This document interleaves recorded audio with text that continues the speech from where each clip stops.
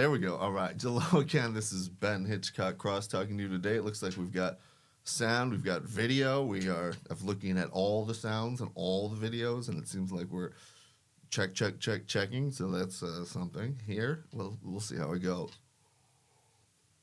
So this is my re-recording. It's going to be a little bit shorter of what is it? Summary judgment, how to respond, your pro se. Quick, dirtier, that's what we're going to do it here. Cleaner, how about that? Commenter, viewer, what have you, said that they were working on motion for summary judgment. And it made me think of responding to motion for summary judgment, and it made me think that we better break it down just in case. I know we've touched on this before, but there's probably 2 or 3 things here that I would add and like to sort of get in there now while we've got the opportunity and strike while the iron is hot, as it were. Now, anybody who is working pro se in the federal court system is all but crazy. Just got to tell you that straight out, no question about it. Now, they may not be stupid if, for example, there is something that the interest is, I don't want to say vital, but essential. Okay? So your liberty is essential. Anybody who's defending themselves criminally in federal court is crazy. And I probably should not be allowed to happen. You may have a right and whatever else, but I absolutely do not think that you should be doing that.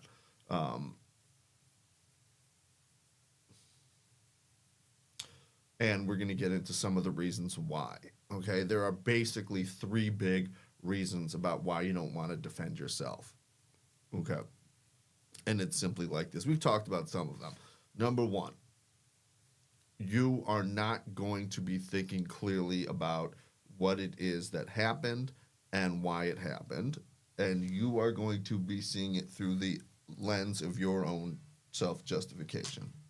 No doubt about it. And that is going to cause some problems, if you'll kindly excuse me for 1 second. Okay, so keeping that in mind, that you have this bias that I think is all but impossible to overcome, both from personal experience and from doing it myself, seeing others do it. Number 2. You are going to be perceived as having an extreme bias to yourself and being an idiot, being a little bit foolish, even if you're not. So let's say you are able to map it out. You've got great thought partners. You've got good video. You've got external sources, everything else that's allowing you to have a better understanding. You happen to be less on the emotional side, more on the rational side, whatever it is that allows you to do that, you're still going to be perceived as being biased, being foolish, not really knowing what it is that you're talking about. Okay? Now, and I think this is probably the biggest factor of all, is that you're going to be at a tremendous disadvantage because you are not a repeat player. And let's say you serially defend yourself in or have several successful lawsuits or whatever it is. You've got some experience as you think behind your belt. When you're not getting paid to do things, when you're not doing things professionally, you may have stayed up plenty of hours and read, and you may be more invested in that particular issue than anybody else. That's probably another big subcategory. We'll get into that.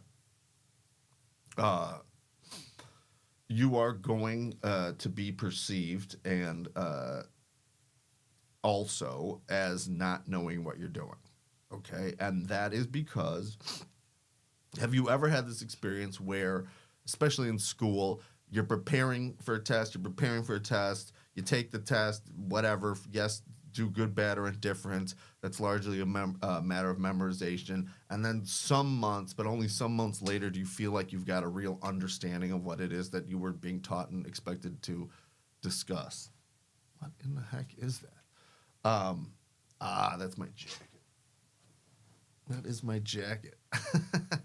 Anyways, my question, my what I'm saying to you is, you will not have enough chances to synthesize, to learn, to digest what it is that you need to learn, synthesize, digest to be able to do this. And that, in large part, is one of the differences between people who go to law school and people who don't, is that the people who go to law school spend 3 years sort of thinking about these kind of normative behaviors, how you do it. They still have no idea about the processes and whatever else, but they've spent a lot of time thinking about what it is that you're supposed to do and not do.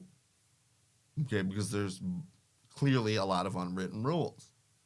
And even if the other thing you have to understand is, because you are pro se, there is going to be more work for everybody else, because they are going to have to explain things to you that are unwritten. It may be unfair, fine, but in their mind, they're going to be prejudiced, both the judge and the opposing attorney, because you are representing yourself. Okay? There's one other thing that I want to say, going back to the first topic, which is simply this. You are going to have more knowledge about the subject than anybody else in the universe, because you experience it in one way or the other, and probably because you're way more motivated than anybody else in the universe. Certainly, the opposing attorney, you may run circles around them with the knowledge of the evidence. I frequently come across that problem, even when it's not my case, just because I have read everything twice. Yeah, sometimes that's an advantage, and sometimes that's a disadvantage. And they'll, of the two things they are going to do to you to attack you is, number one, is they're going to say that you're a kook and you're crazy, and even if you're right, we basically shouldn't really be listening to you because you're just a pain in the ass, and it would just encourage you to be a bigger pain in the ass. Wait, that's not a legal argument. Sure, but it may be a winning argument. How about that for a comeback, okay? And this is me talking tough turkey to everybody. And I do need to distinguish, so much of what I'm saying here is the way I think things, you will be treated in reality, not the way that I think the rules are written or that you should be treated this way. No problem. But I wouldn't be, I wouldn't be your friend if I told you that you can go in there and say the rules are written this way, and therefore I'm going to do whatever I want. It's not going to work like that. And I didn't mean to say whatever I want. I mean to say the rules are written this way, so therefore I expect you to follow the rules. That's what I mean. And, well, you may find that to be different. I think even if you just watch, YouTube court, you will find, in the way they treat sovereign citizens there, you will find that there is a vast difference between even the general rules or of conduct and what will happen to you the moment you say that I'm an all caps, person on the land. I mean, I definitely think that it's fair to say that I've seen many judges where the general rules and decorum and everything else go out the window because they're dealing with a sovereign citizen. And, but I don't mean to, what I'm using that as is evidence for people to understand that you need to sort of see and argue and take things as they are. And I think that there is a great difference of what you were talking about, as if you're in a motion for summary judgment in federal court and if you're, fighting a traffic ticket as a sovereign citizen. But I think that in many ways they are seen to be on the same continuum, and we all need to keep that in mind. And I will say, if anybody, I think this applies to almost anybody, including an attorney who is representing themselves even in the most minor of traffic tickets that you have made a tremendous blunder, and everybody thinks you're kind of a joke. And I think that that's not wrong in many respects, because I think the concept is an attorney should know better than to do that, because they've seen the consequences in real life, and to think that they are immune from that is sort of silly. But I will also say that doctors and lawyers are probably the most susceptible to falling for that than mostly anybody. But I could be wrong too. Okay. Good gossip preamble. I appreciate that. Thank you for that comment. So let's talk about what do we do here. All right. That is the precise moment when you find out that your daughter needs her lunch, and just no problem. I think we got time, but hey, there's just many opportunities for communication on the issue. So I think we got that distraction taken care of. I love life. I mean, seriously. If it wasn't for things like this, what there would be a routine. Okay. I am just going to, I think, explain this the best I can from the beginning. I'm going to make a lot of assumptions here, but that's okay. This is supposed to just be a broad conceptual explanation of how I would go about responding to this based on the number of times that I've done it and studied it, which is not that many, to be perfectly frank. Okay. I'm going to assume that you have a motion for summary judgment filed against you by an opposing counsel, like by an actual attorney, law firm, and I'm going to assume that it's quasi-governmental related and some sort of, freedom issue. I also am going to assume that the parties have at least exchanged discovery to the extent that written discovery has happened, and there's at least documents in front of everybody to go forward, okay? So, and what kind of claim should it be? I guess we'll just say discrimination on the basis of gender. Okay? Great. With all that in mind, I'm going to also further assume that they have written a motion for summary judgment with just barely to the limit of proposed statements of fact or grossly exceeding that, okay, to try to give you as much, bear you in as much possible work as required, okay? Great. Now, let's talk about the workflow first. Let's talk about then how you analyze it, and then go from there. Okay. You have two major jobs when you are responding to a motion for summary judgment. You need to create an alternative proposed findings of fact. These three jobs. You need to respond to their proposed findings of fact. That may be the most labor-intensive one, and you need to write a brief. Okay? The number one thing I would do upon receiving a motion for summary judgment is to cancel all my weekend appointments for the next whatever. I would also probably ask the court for an extra 30 days right off the bat, just because of the amount of work that it's. If it's anywhere near 80 proposed findings of fact, that's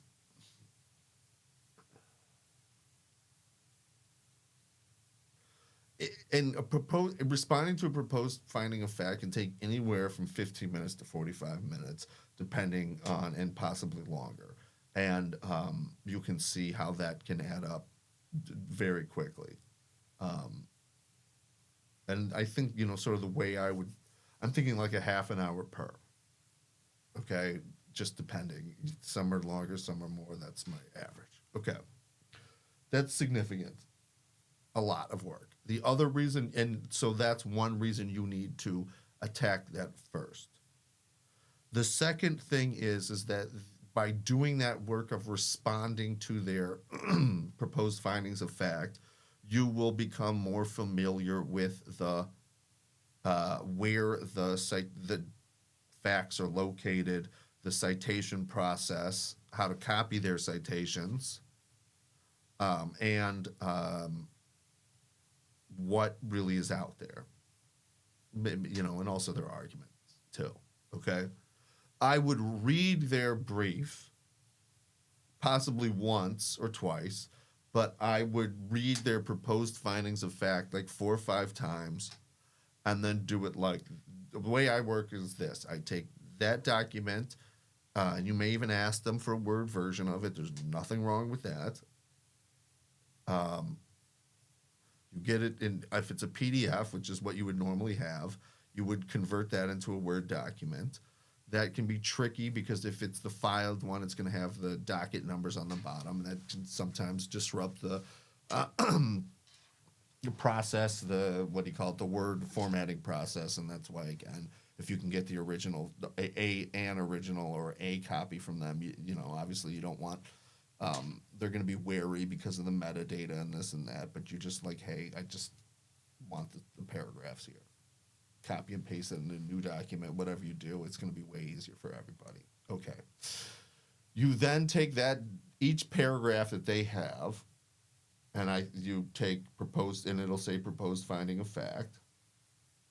And then you can do after that response to PFOF or I don't know, XYZ. Okay. Sometimes I have just response number one paragraph. I like to keep and I use a word, quick part to assemble that so it's automatic, but whatever. Okay. The whole concept is you don't have to worry about the numbering so much because you've got the actual paragraph above yours, and that'll at least make it simple and in your mind for the clerk, it makes it really easy to just look and see what's going on. Okay. Then the next thing you're going to do is you're going to say, is this denied? Is this admitted? Is this what? What are we accepting this? Is this disputed? What? Okay. And sometimes it's partially disputed, and you may say it's disputed to the fact of X, Y, or Z. First thing you're going to do, though, is object to it on whatever grounds that it may be objectionable to. Sometimes, and again, things are not properly authenticated, and that's really all something has to be at this point is authenticated, which means that there is a declaration that supports it. I'd say a big trip is sometimes attorneys will authenticate documents that they have no basis authenticating because they didn't personally receive them at any time. But that's the key word if you want to go look it up there is authenticate. Okay, that the evidence doesn't have to be admissible at that point. Sorry, I want to be clear. To be considered, it should be admissible to go to the jury. That's it doesn't have to have been clear that it is admissible. So, it is definitely possible in a deposition, for example, for somebody to be referring to some hearsay evidence, and it's absolutely possible to object to it on those grounds. And whatever, there's definitely all sorts of grounds that things get objected to all day long because they're outside the rules of evidence, and you should go and focus in on those. Okay, the one thing you may do with that is to check in on other examples of how people have done that in the past, and when you have that there, excuse me here, you can that will give you some good examples of objections that you can make, because there's nothing like an example. Do not be afraid, pro se, to copy and paste, but do not copy and paste something that you do not understand. Keep in mind the biggest pitfall for anybody doing a legal document, especially if they're novice at it, is there are going to be legal keywords and phrases, and there is something legalese does have some meanings, okay? Now, I just used the word authenticate, okay? What does authenticate mean? Does that have a regular meaning or something else? It sure as heck has a legal meaning, and there are hundreds of cases out there in each district that we're talking about that will help you understand what it is that what does that word mean? Okay, brief dial of the parentheses here into legal research. How do you know if something's good? How do you know if it's bad? And different. I will usually go to a search engine that I have, Lexis or FindLaw or whatever. Those kind of things will give you the answer fairly quickly. If there's a whole art to knowing how to use them, we're not talking about that there. Legal libraries, things like that, those are way, way better than they used to be, even the free versions. I mean, basically, you were stuck with the books in the old days if you were pro se. Here's what I am going to say about that, and the key thing I think that will confuse people. The easiest sort of rule of thumb to understand when you want to understand what the law is. You want to be looking for a statement of the law in an appeals court case, we're talking federal court here, in your circuit. Okay, I'm in the 7th Circuit in Wisconsin. There was, Ninth Circuit. There's all sorts of circuits out there. Whatever the appeals court says, that's the law. If the Supreme Court says it too, that's the law, but the Supreme Court cases, generally speaking, aren't actually as helpful in explaining how the law actually applies to a specific situation. They're more general, but believe me, if they say something that's on point to your case, go for it. Mostly, though, you will find, I think, to be more helpful an appeals court case that also cites a Supreme Court case, and then you're on pretty good ground. The second big indicator is, hopefully within the last 10 years. Anything older than 30, 40 years is going to be super suspect unless it's on some classical issue. There are a lot of things that were decided, particularly about administrative law, done in the 70s. There's a lot of things that were about procedure and property law that have been around since the 20s, especially, more so in state courts, I would say. Nothing wrong with citing those cases, and sometimes it can be deeply embarrassing if you cite a case that's been the law for 100 years and the opposing party missed it. But generally speaking, that if you want to know what the rules are and if you are on safe territory speaking, research speaking, again, you're going to want to find a federal appeals court case for your district. Because remember, a circuit court outside of your circuit, not law for where you live, a decision by a district court, and this is where I think many people get confused here. Let's say a district court in Illinois makes a rule about it that's has no value of any kind, slightly, we would say, persuasive, but by no means is it anything like definitive. By no means. Okay. And to suggest that it is definitive, by the way, is not cool. Even to cite, in my opinion, to even cite a district court case by its standing alone is not cool. So just keep that in mind. Let me put that another way. Citing that by itself is, I think, not insufficient. Bam. And what is cooler than sufficiency, I ask you? Okay. So, now getting back to the topic at hand, you are basically going to be confronted with two series of arguments. Number one, that you're a kook and you're sort of dangerous. And number two, that you lose on the law. And let's remember, the whole point of a motion for summary judgment is to say you don't get to go to a jury because there's no issue for facts. Okay? Either we win 100% on the law, because all the facts that might be in dispute, or there's no fact really that's in dispute, okay? And I want to give you an example of each one, okay? No fact in dispute, as we've decided, is like this. Both sides agree that the light was red, okay? Bam, no fact in dispute. Jury doesn't need to figure out if the light is red or not. The fact that's in dispute is one guy says it's yellow, the other guy says it's red. We need a jury to figure out what the color really was, okay? But the concept here is going through a trial and pulling out a bunch of citizens and making them sit and listen to your stories here is a big responsibility, and you better have something enough that get through a judge to do that, okay? Other people might say it's an assault on your day in court, but hey, those people didn't make those rules, apparently. Moving on from that, you have... and this, I want to, the headline here, this is, I think, we're on minute 26 here. This is probably my best piece of advice here.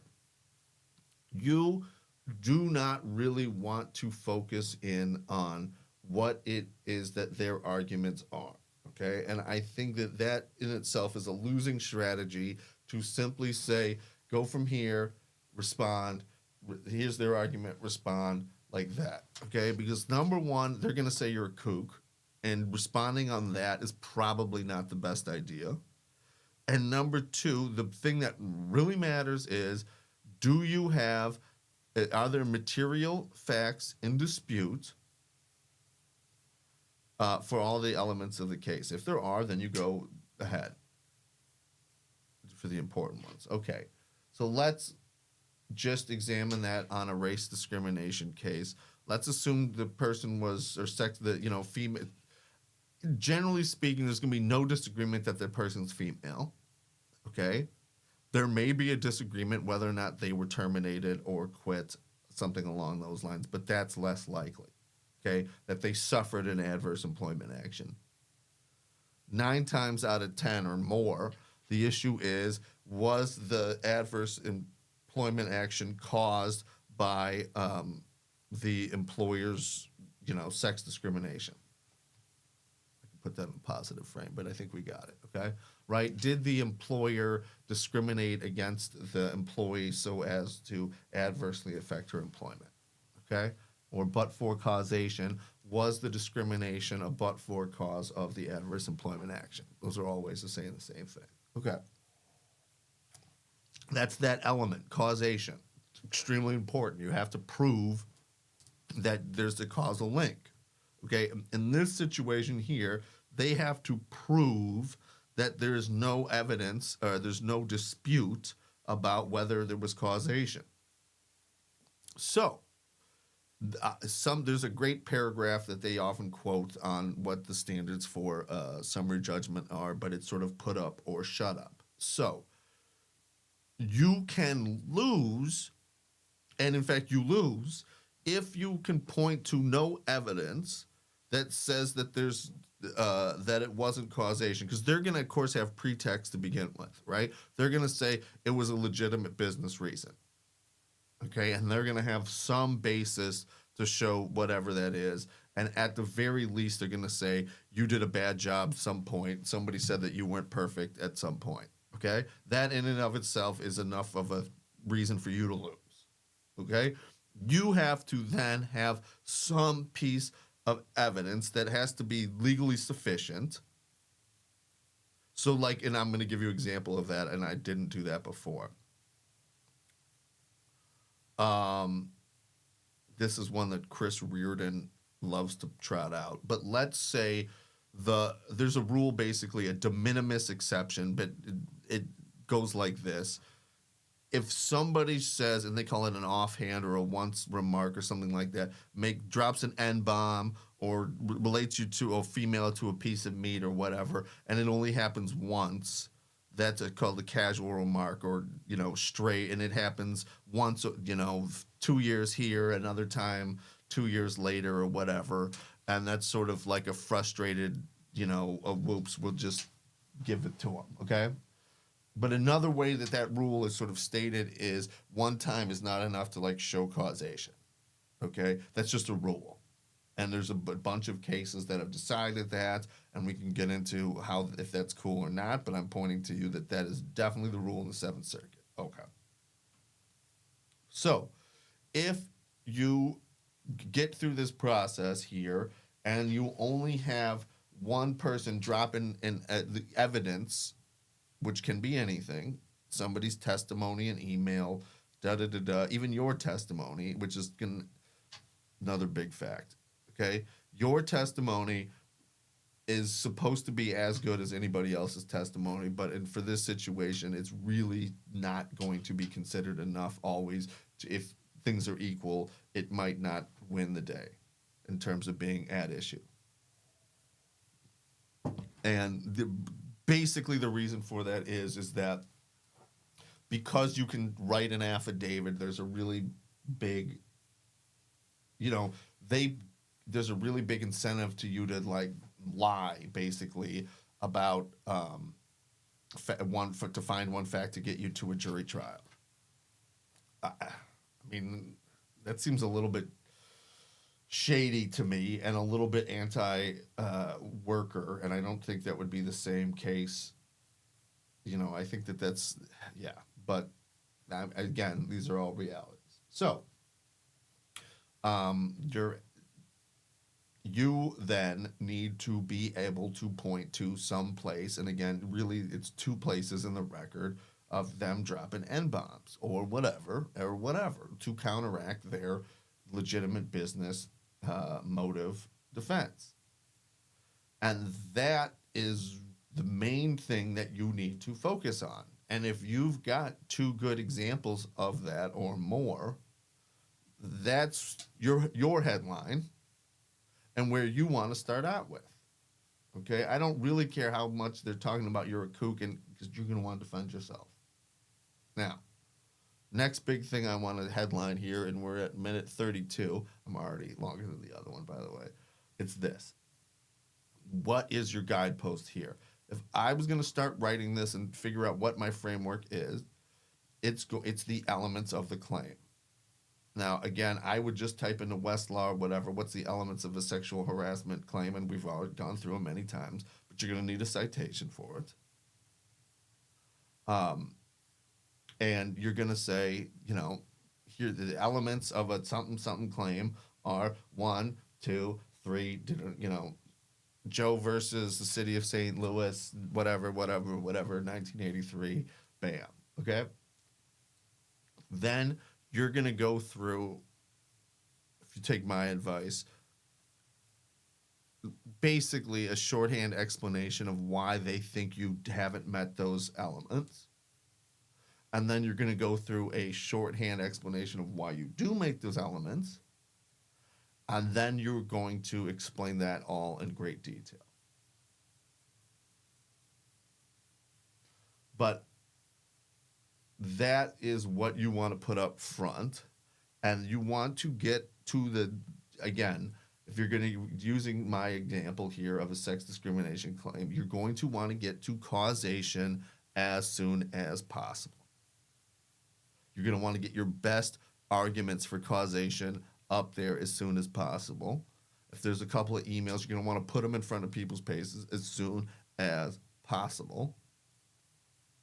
And I want you to know that they are very likely going to start out with you're a kook and then get to causation at the end, which is a trap.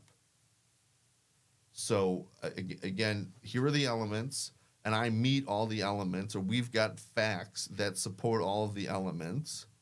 And remember, if they've got a fact that supports their version of the story, you've got a fact that supports you go to trial. Okay?